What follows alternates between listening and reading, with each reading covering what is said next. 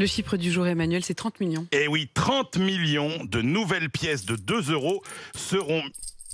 Ouais, bah oui, j'adore. forcément, c'est un Pardon. peu Picsou. Ah, c'est super. 30 millions de nouvelles pièces de 2 euros seront mises en circulation à compter du 1er janvier 2022. Des pièces frappées par la France, fabriquées à Pessac en Gironde, à l'occasion de la présidence française du Conseil de l'Union européenne, qui démarrera le 1er janvier prochain pour 6 mois, mais aussi pour célébrer, rappelons-le, les 20 ans de l'euro que nous avons tous découvert dans nos poches le 1er janvier 2002. C'est la première fois depuis l'entrée en fonction dans le portefeuille des Français et des Européens des pièces en euros que, en France, nous changeons le dessin de cette pièce. Alors ça va ressembler un peu au dessin précédent. On y retrouve un arbre stylisé qui représente un chêne qui évoque la force et la justice, et un olivier qui symbolise la paix. C'est pas très original, mais c'est Non, ça va pas. L'essentiel, c'est Intemporel. qu'elle vaut toujours 2 euros. Elle c'est ça, vaut l'essentiel. Elle vaut toujours 2 euros. 2 euros. Mais ça veut dire aussi qu'on remet des pièces en circulation, que donc les pièces ont un bel avenir. Alors, les pièces, les grosses pièces, 1 euro, 2 euros, oui, incontestablement. En revanche, l'avenir est plus incertain pour les petites pièces, celles de 1 à 2 centimes. D'abord parce qu'elles coûtent cher à fabriquer. Le paradoxe, c'est qu'une pièce de 1 centime à fabriquer, elle coûte 1,2 centimes. Et oui, et puis en plus, elles sont pénibles à écouler. Le problème, c'est que les consommateurs européens sont partagés. Il y en a 72% qui jugent que ces pièces sont peu utiles, sauf que 89% estiment que les prix seraient alors arrondis aux 5 centimes Bah oui. supérieurs, évidemment, et que du coup, ça se fait au détriment du pouvoir d'achat des plus fragiles et donc des petites sommes, des dons en petites sommes. Décision très bientôt par la Commission européenne sur le sujet. Une décision, en attendant, qui inquiète les salariés de l'usine de Pessac, la seule en France autorisée à frapper des euros, qui était en grève hier. Frapper des euros, j'adore cette Ah, expression. c'était oui. Ils étaient en grève le jour de la présentation de la pièce de 2 euros, c'est quand même un comble. Oui, mais parce qu'ils ont peur que on leur supprime la fabrication La des pièces fabrication de 1 à des 2 toutes centimes. petites. Charles, ça n'a pas l'air de vous Vous en émouvoir. servez des pièces de 1 et 2 centimes? Non, j'avoue. Avouez autour de la table Non. qui s'en sert. On les Voilà, amasse. je suis désolé, ça embête On tout le les monde. amasse et puis voilà. Donc après, même si on arrondit les prix, en fait, ces pièces-là, on s'en sert pas, on les perd déjà quelque part. Donc moi, je suis désolé pour les salariés de Pessac, je ne supporte plus ces pièces rouges qui traînent partout. Le portrait du jour, Nicolas Poincaré, Sylvie Tellier. La directrice générale de la société Miss France, élection de Miss France 2022 qui aura lieu demain à Caen. Oui, et Sylvie Tellier, elle a été élue il y a tout juste 20 ans, c'est l'anniversaire. Miss France 2002, elle avait 23 ans, ce qui avait fait d'elle une des plus vieilles Miss. Elle venait de passer à Lyon une maîtrise de droit des affaires et de la fiscalité, ce qui avait fait d'elle une des Miss les plus diplômées. Après son élection, elle a refusé de participer au concours de Miss Monde parce qu'il était organisé au Nigeria et que ce pays venait de condamner une femme à la mort par lapidation pour adultère. Elle a ensuite fait une courte carrière dans les médias. Elle a participé comme chroniqueuse à une émission de télé aux côtés d'un autre chroniqueur qui s'appelait Éric Zemmour. Tiens. Oui. C'était sur Match TV à l'époque, une chaîne qui n'existe plus. Mais très vite, après cette expérience, elle a été recrutée par la société Miss France qui venait d'être rachetée par Endemol. Et c'est bien là qu'elle a fait toute sa carrière. C'est devenu l'apparatchik du concours de beauté. Il y a 10 ans, l'historique Madame de Fontenay a claqué la porte et s'est fâchée avec tout le monde, surtout avec Sylvie Tellier. Il y a eu des insultes, des procès, des fausses réconciliations, mais rien n'est encore réglé. Dans un documentaire qui passe ce soir sur RMC Story, Madame de Fontenay traite encore Sylvie Tellier de menteuse et de voleuse, et Sylvie Tellier laisse dire. Le concours Miss France, il est cette année au cœur encore d'une polémique. Oui, attaqué par l'association Oser le féminisme qui le traite de sexiste et qui dénonce cette promotion de l'archétype de la jeune fille bonne à marier. Mais l'association féministe poursuit surtout la société Miss France devant les prud'hommes pour travail dissimulé et du coup, pour la première fois cette année, les candidates seront payées. La ministre de l'égalité femmes-hommes, Elisabeth Moreno, parle aussi d'un concours has-been. Elle vise en particulier l'obligation faite aux candidates d'être célibataires. Et Sylvie Tellier laisse dire. Elle fait remarquer qu'elle a modernisé le règlement. Par exemple, elle a supprimé l'interdiction de se colorer les cheveux ou bien elle a autorisé les candidates à choisir leur maillot de bain, une pièce ou 2 pièces. Sylvie Tellier ne serait pas opposée à la candidature éventuelle d'une Miss transgenre, même si pour l'instant le règlement précise qu'il faut être née femme pour concourir. Et ce sera donc demain soir en direct, la cérémonie qui aura lieu à Caen. Et bien sûr, vous n'hésitez pas, vous nous appelez. Pour l'instant, la favorite d'Apolline Matin, en tout cas, ça reste Miss Limousin à suivre. Il est 6h26 sur RMC, direction le 32-16. Didier qui nous attend. Bonjour Didier. Oui, bonjour Pauline. Bonjour Didier, merci de témoigner ce matin sur RMC. Je le disais, nous sommes le 10 du mois, le 10 de ce mois de décembre particulièrement emblématique avec Noël qui reste derrière. Où est-ce que vous en êtes, vous Didier? Est-ce que vous vous en sortez le 10 du mois? Qu'est-ce qui vous reste?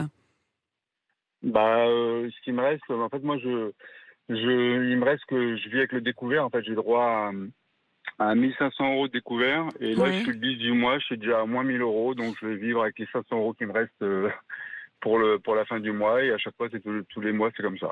Tous les mois, au moment du salaire, vous êtes quoi? Vous êtes salarié, Didier? Oui, je suis salarié. Je gagne 1900 € net par mois.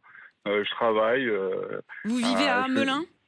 Ouais, je travaille dans un Melun, je fais 80 bornes tous les matins parce que en fait ça fait 1 an et demi maintenant que je suis séparé. Déjà quand j'étais en couple, ça allait plus ou moins parce qu'avec le salaire on s'en sort un petit peu mieux quand même. Mais là le fait d'être tout seul, en fait, je suis papa isolé, j'ai mes enfants un week-end sur 2.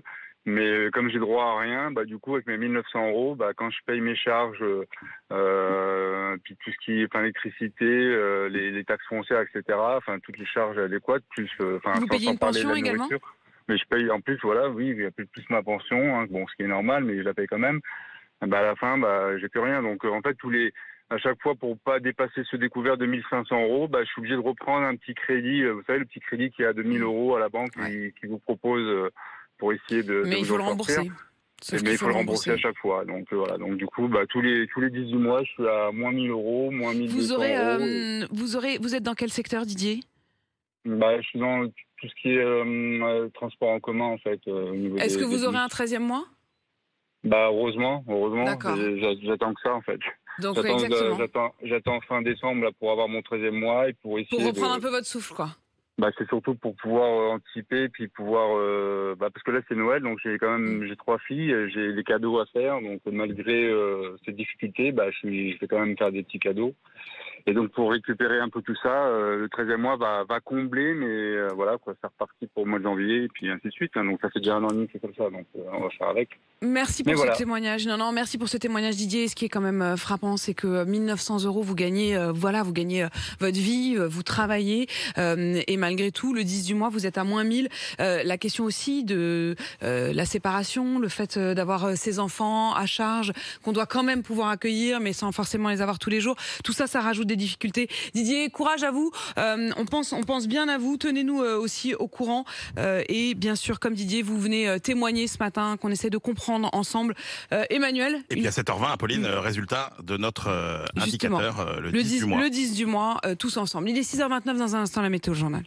RMC, 6h, 8h30. Hop.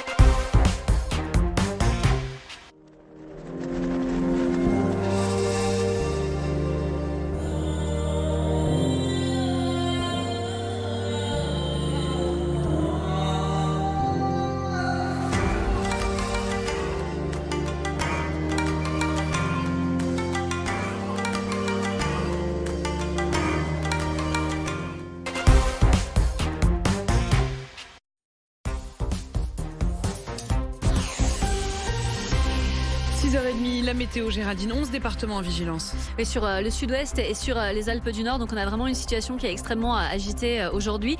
Il est déjà tombé l'équivalent de 2 à 3 semaines de pluie sur le sud-ouest. Et évidemment, c'est pas terminé.